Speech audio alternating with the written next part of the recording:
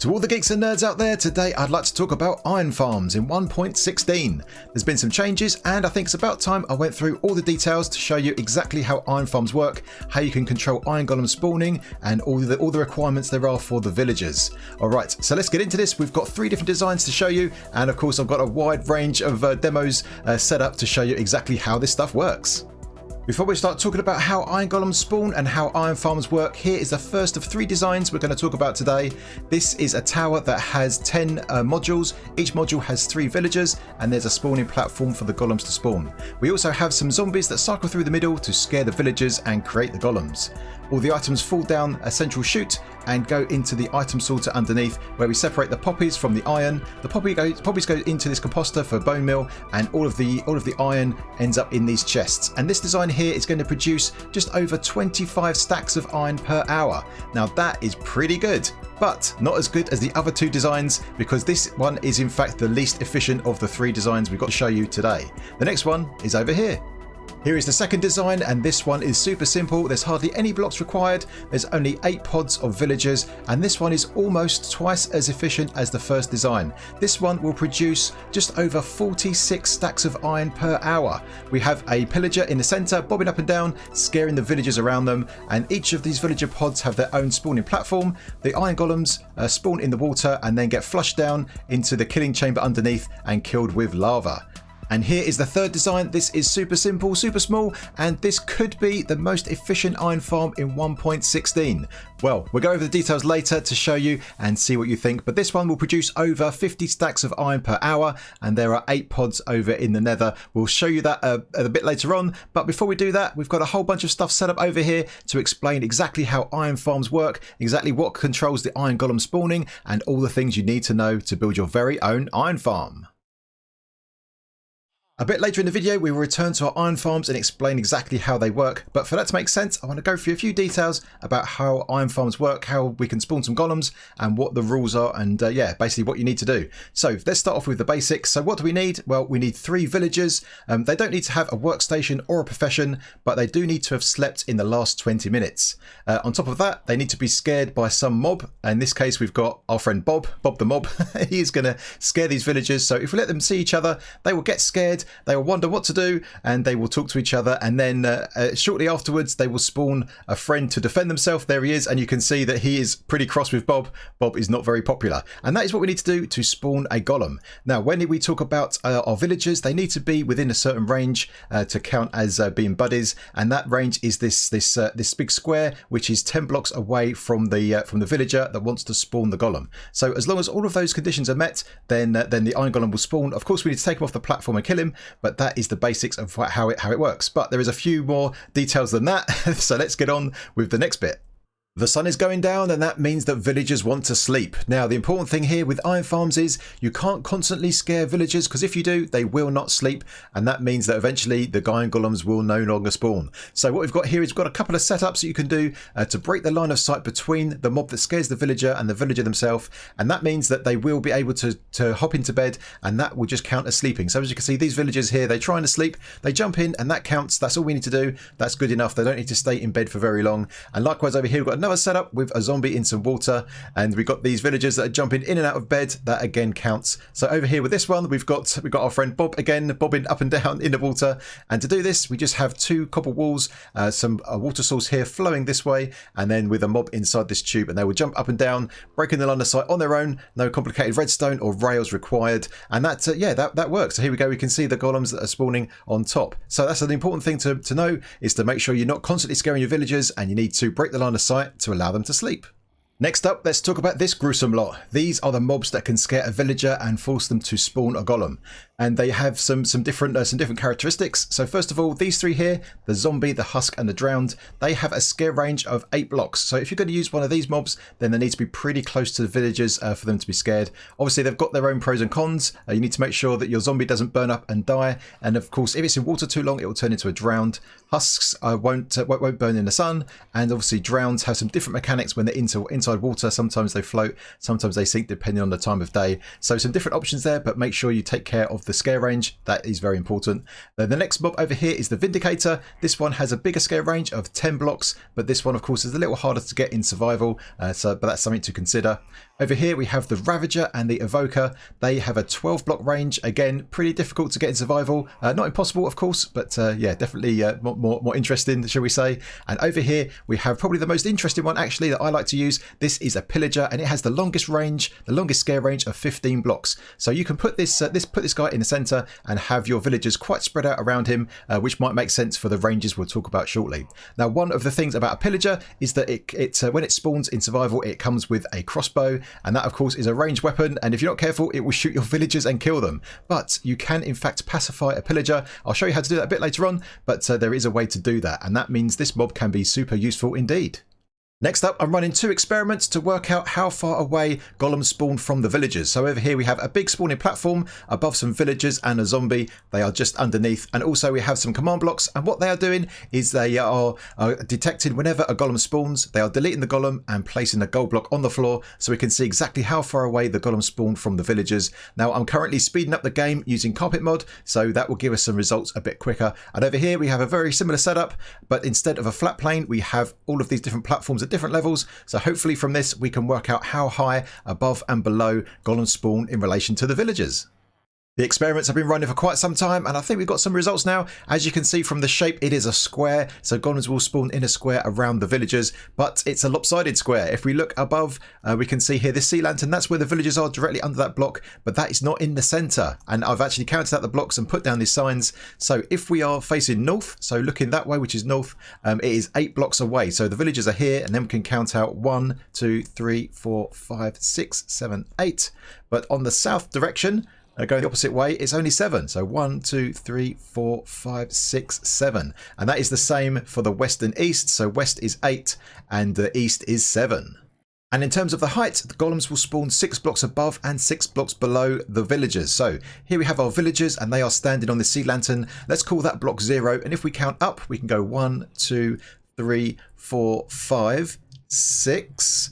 But none above. So the 6th block above, that is gold. So yeah, golems are spawning there 6 blocks above. And also if we count downwards, so obviously we've got block 0 here, and then we've got 1, 2, 3, 4, 5 and 6 back there, so 6 blocks below. Yeah, so that is the size that golems will spawn. So what you could do now is if we take our measurements from the X and Z plane and also the Y plane, you can draw this box. So golems will spawn anywhere inside this box, including on top right here. So here is our villager that's going to spawn the golem. He's right here, and we've counted up 6 blocks above and counted 6 blocks below. So golems will be able to spawn on this block right here, and of course anywhere inside this square. And if we look up from above, you can see we have our lopsided square. So this is where you need to have your spawning platform for your golem, anywhere inside this area. Now for golems to spawn, you don't need a platform that big. If you have a 5x5 area anywhere inside here, that's probably good enough, because that will capture 95% of the spawns, because there are 10 spawn attempts when this happens, and that's enough. Those 25 blocks are enough to capture most of the spawns. So there we go. That is where golems spawn in relation to a villager.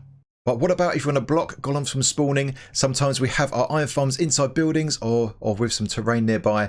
So I've been doing some testing with a whole bunch of blocks here, and I've been using this platform we've had before to see what stops golems from spawning. So over here I've added some blocks underneath. So if a block has got green underneath it, the green concrete, that means that golems can spawn on that block. So all of these block spawns, so glass, the slabs, and obviously redstone components as well. If you've got a slab here, the top level slab, that will allow the spawns. All of these block the spawns, including a torch on a block. Golems will not spawn on top of that. Things like water would allow, we've already seen that already. Lava will not. And over here was interesting, these flowers stop spawn, so golems will not spawn on top of those blocks. Likewise nether portals. They will however spawn on top of the trapdoors, so watch out for that if you're using that in your farm. Also honey blocks block spawns, which is good, and the slime blocks would allow spawns in fact. Carpets are another block that is useful for blocking the spawns, and I guess these other ones are pretty straightforward. So it looks like you have to have a solid flat surface to allow golems to spawn. And over here, one thing to mention is that things like portals and also these flowers, golems won't spawn on this particular block, but they will spawn in between, even though their hitbox will encroach on the blocks next door. So you could do this kind of thing. You'll see a golem spawn in between them. Likewise here, if you've got portals, they won't spawn on the obsidian, but they will spawn here on the white concrete. All right, so there we go. That is how you can block spawns for the golems in your world. Next up, let's talk about how close a golem has to be to your villagers for them to not spawn any more golems. And it is this area right here. And this is the area you need to get your golems away from your villagers as quickly as possible to get an efficient farm. So over here we have this spawning platform, and we've got this golem that has spawned. Let's get rid of him for a moment. And around it, we've got all of these golems, and they are 1 block away from the range. So if any of these golems move 1 block closer to the villagers, then that will stop golems from spawning. And the range is 16 blocks in all directions. So let's have a look. So over here we have our villagers. They are standing right there. Now if we count out this direction for 16 blocks, so we've got 1, 2, 3, all the way out to 16. So if the golem was standing on this block right here, that would stop more golems from spawning, because this guy would be too close to the villagers. They think they're protected, and so they won't spawn anymore. But having him on the 17th block, that means that he's far enough away, and they want more friends. There we go. They've got another one spawned already. So that is the range. But something interesting to take note, because I tested this just to make sure everything was correct, and you need to make sure you pay attention to where your villagers are going to be during the night, because we've got this scenario here where if a golem is on the 16th block, that will stop more golems from spawning. But if I put him on the 17th block at night time, no golems were spawning, and the reason for that is because during the day the villagers are on the central block, but when they sleep, one of them will go into this bed, and he's classed as being inside the pillow end of the bed here, this one that's closest. And so that is where he would be. And so of course, because that's 1 block over, that means we need to extend our range by 1 block as well. And that is true for all directions. So you can see over here we had the scenario over that side, and also over there, because that is the directions where the beds were. Also above 16 blocks, so the golem on this block up here, the 17th block, he is safe. That was in my testing. And also underneath, we need to make sure that the golem's hitbox is outside of the range. So if he was 1 block higher than this, then he would interfere and stop golems from spawning. So he needs to be on the 20th block, and that is counting down from the block where the villager's feet is. So the first block is the block they stand on. The last thing to talk about before we go back to our farms is how are we going to kill the golems, because they are very difficult to kill, at least quickly. So the most common way is to use lava. That is the quickest way to kill a golem. You just drop him in, and just make sure you've got 2 gaps here, because when the items come out of the golem, when he burns to death, you want to make sure they don't get burnt in the lava. So making sure you've got an air block, then some signs, and then lava on top. That makes sure your items are safe. Golems will not drown, so don't try to drown them in water. That will not work. They also do not suffer fall damage. So up there, I've got a golem, and if I press this button, he's going to come crashing down, just to prove he won't take any fall damage at all. But there are some ways. He's getting pummeled by this drowned. We'll get onto that in a moment. But one way you can kill them is through suffocation. So that will take quite a long time, but it will in fact kill them eventually.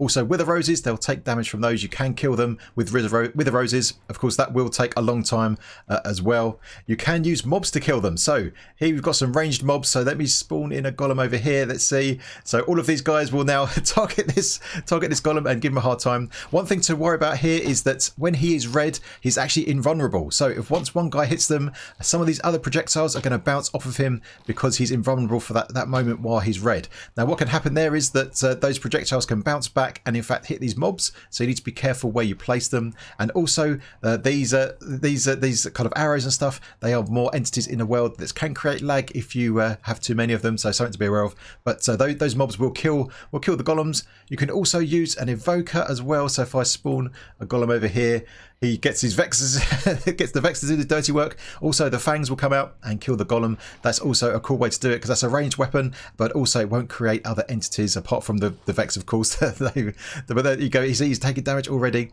And another cool way is to use a ravager. So that's actually quite easy. I mean, you need to capture a ravager in survival, but you basically need to have him. If I show some hitboxes, you can see that the Ravager is right up against that glass block there, and then there's an iron bar there. So a block and a half. The Ravager can reach a block and a half, and the Iron Golem on this side can't reach him back. And so that is a cool way to kill golems as well.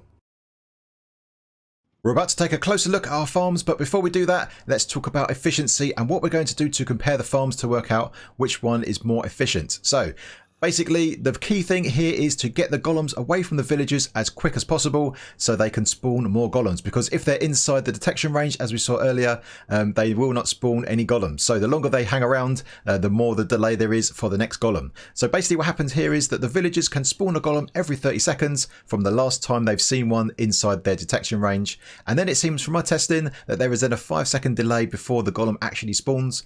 And so what we can do now is, knowing that golems can spawn at a maximum of every 35 seconds, we can do some calculations. So there are 3,600 seconds in an hour. So if we divide that by 35, that tells us how many golems can spawn maximum per hour, and that is roughly 103 golems per hour. Now, on average, a golem will drop 4 iron ingots. That's because they drop anywhere between 3 and 5. So that means that there is a theoretical maximum of 411 iron per hour per pod of 3 villagers. So that is the magic number, 411, that we'll be comparing. So this is how you can compare any farm design that you see. So don't just look at the high level numbers of how many drops you get out of the farm. Compare it to how many pods there are as well, pods of villagers. So, and you can do this calculation. So take the total number of iron that the farm produces, divide it by the number of pods there are of villagers, and that will give you this number. And then that's a good benchmark to compare your farms. So let's take a look at these farms in a bit more detail and discuss their pros and cons, because there's always trade-offs with these things, so it's important to understand what they are. Now, there will be a world download in the description, so you can download this world for yourself. You can try all the testing, and you can also get all the measurements and the build for all of these designs if you want to build them for yourself.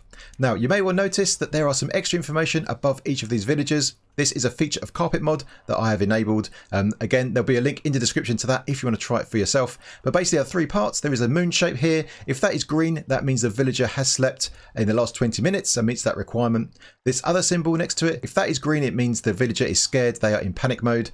And the number next to it, this is the number. This is a countdown for when they can next spawn a golem based on the last time they have seen one. So if it's red, that means they can't spawn a golem just yet. But when it gets down to 0, it will turn green, and that means they are ready to spawn the next golem.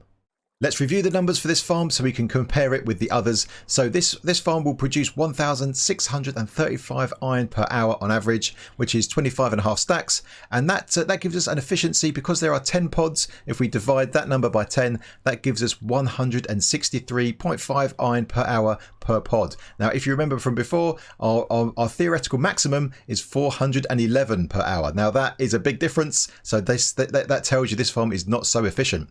But why is that? Well, it basically comes down to how compact this farm is and how close the villagers are to the spawning pads. So as you can see here, the zombies just fallen down here and looked at these villagers. They've been scared and have spawned 2 golems above them on these pads.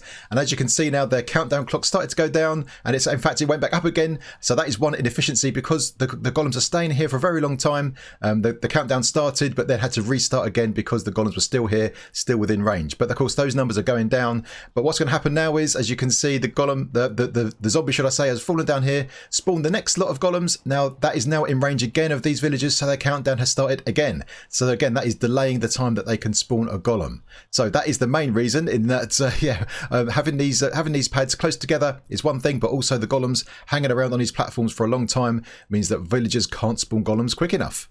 Having said that, though, you can see here that these villagers, their countdown is almost at 0, so fast approaching 0, and very soon a zombie will fall down. There he is. So it's pretty well timed that the zombie is there, and he will look at them, and very shortly they'll spawn a golem just above them. Any second now, there you go. 2 golems are spawned directly there. So in terms of efficiency and this kind of style, we've got it timed as probably as good as we can do. But the whole point of this farm is not to be efficient, and that's something to think about, is that the efficiency of a farm is not necessarily the be all and end all everything.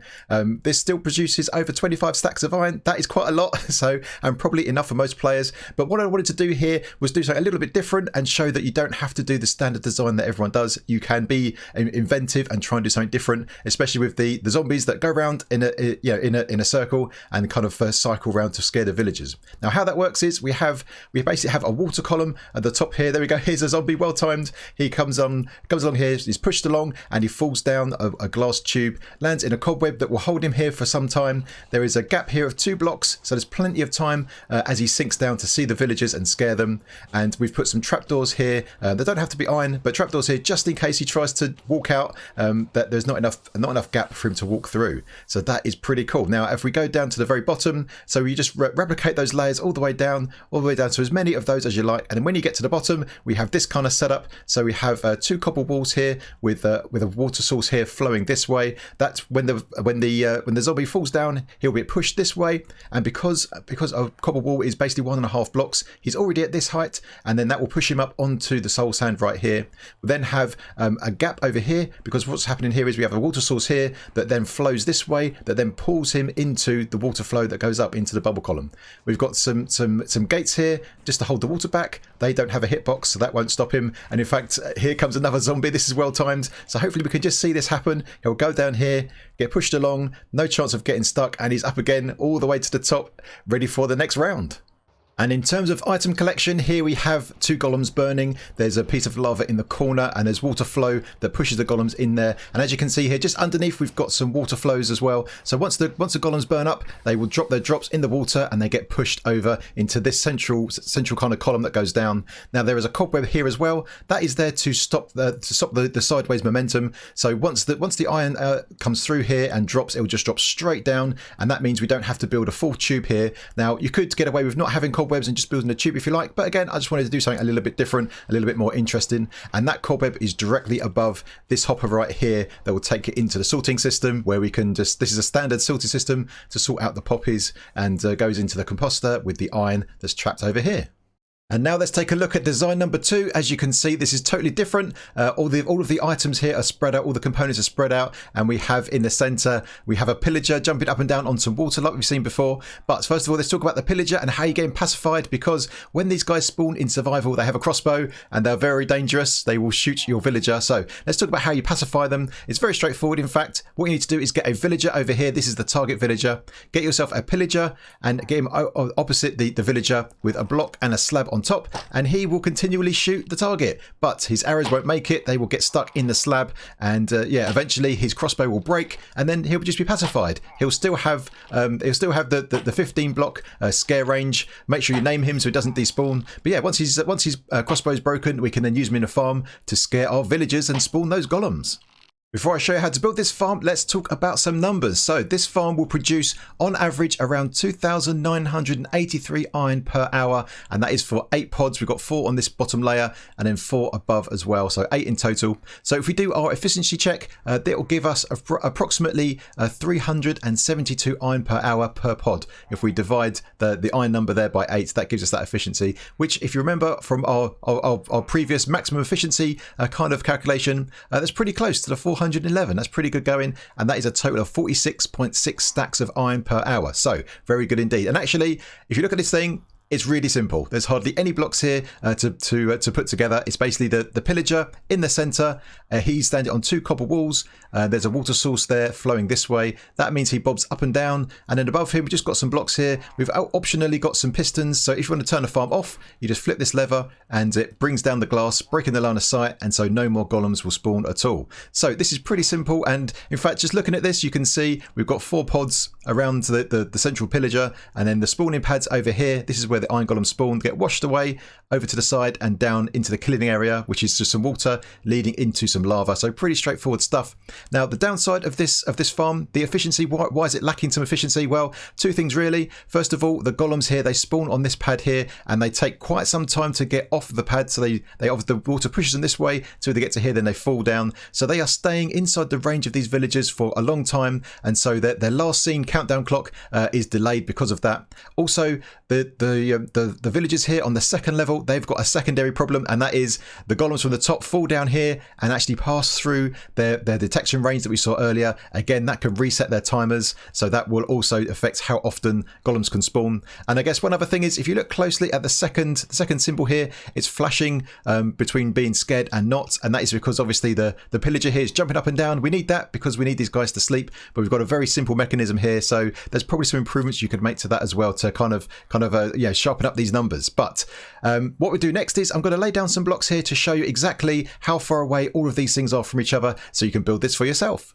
I've laid down some coloured glass blocks so we can easily count the space in between all of these components and hopefully make it easy to build. Now, of course, there is the world download in the description. You can get this for yourself and check it out in more detail. But basically speaking, we have the pillager. Let's start off with that, where to place him first. So you've seen how to build that already, but how far off the ground do we need to be? We need to make sure we're far enough away from the golems that are being killed so they don't interfere with the farm. And basically, if you take the level where the golems are and count up 18 blocks, so I've got it there, 18 blocks, all the way up to here, and then your couple walls here go on top of that, so they'll be the 19th block, and that's where the pillager goes in the center. And then we've got the four pods of villagers around the outside. They're in a square, all equal, and the pillager is dead in the center.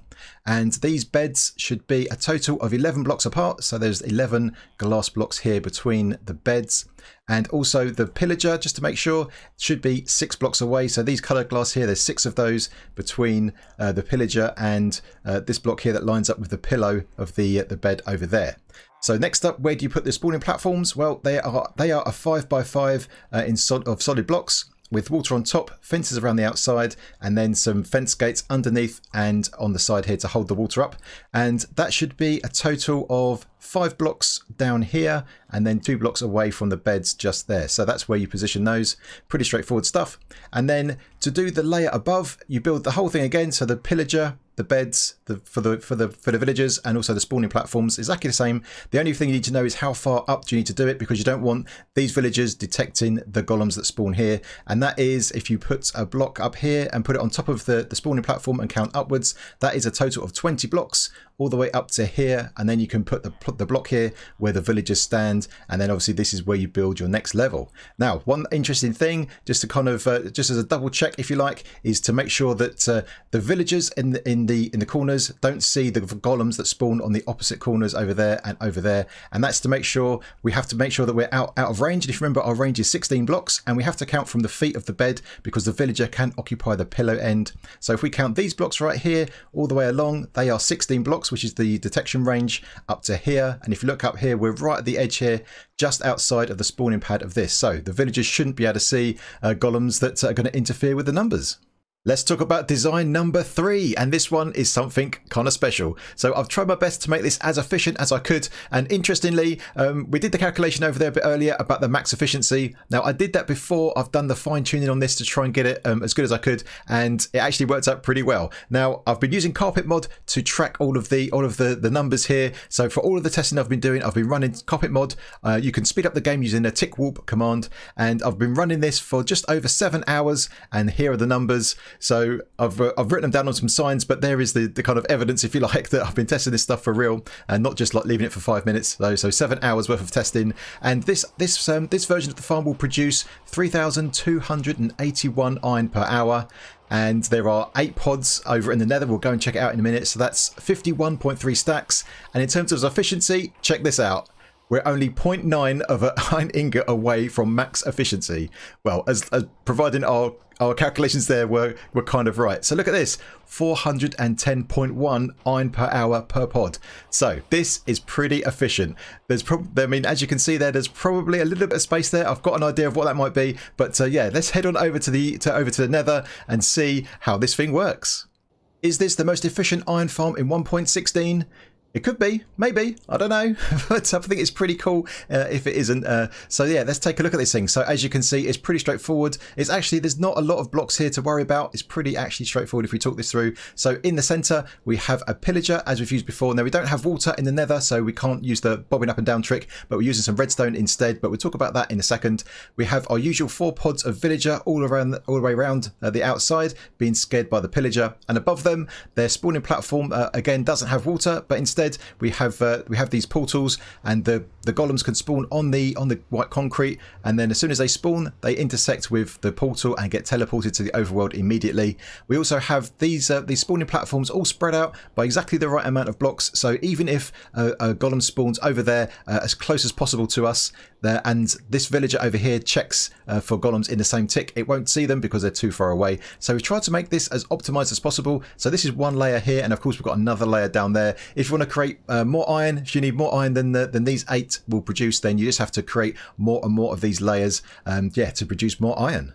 So before we get into more detail about how to build this, I wanted to have a quick talk about the efficiency calculation we did earlier. You can see here these villagers count down, started at 600 ticks and it's going down to 0. That will be 30 seconds, and when it gets to 0 it continues and it goes down to minus 100, which is an extra 5 seconds, an extra 100 ticks, and that's when it spawns a golem. You saw it tick back up there, and that was a golem spawning. So that's where we've got the 35 seconds from, and that's what I used in our max calculation, and that's why I've used it, because I've seen it here with these. It happens with all the villagers, all the pods, they all go to minus 100 before they spawn the next golem.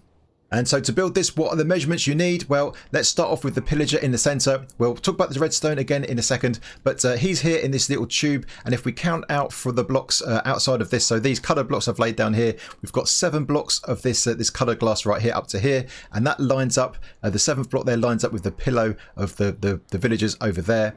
Now we've got our 4 villagers outside all the way around. They're all equally spaced around, and they are 13 blocks away from each other. So that's the glass blocks here I'm counting. 13 blocks in between those, and that's the same all the way around. So once you've got your beds in place and your villagers in place, let's talk about the spawning platform. So here we have 5 portals, 1, 2, 3, 4, 5. There are concrete blocks in between them all. There is an extra level of concrete over this side, but not on the inside. If we had one there, it would be too close to those villagers over there. And so these portals are 3 blocks high, and in terms of width, so the coloured glass here is 10 blocks wide, so 10 block wide for your platforms. So that gives us enough spawning spaces for the golems to spawn. And in terms of where it starts from the villagers, so they are here in this position, and you can see the portals there. That's how you line them up with the villager. So that should give you all of the correct spaces for the villagers and all of the portals.